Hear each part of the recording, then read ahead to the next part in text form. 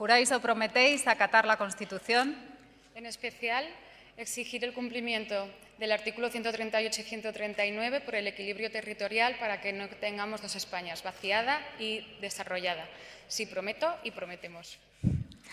Habiendo acatado la Constitución, adquirís la condición plena de senadora. Enhorabuena. Martín Palop Estefanía. Guitarte Jimeno Tomás.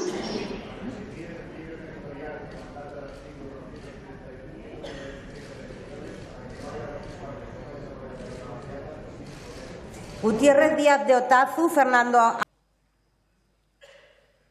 ¿Juráis o prometéis acatar la Constitución? Para exigir el equilibrio territorial recogidos en los artículos 138 y 139 y evitar que tengamos una España desarrollada y una vaciada, sí, prometo. Habiendo acatado la Constitución, adquirís la condición plena de senador. Enhorabuena.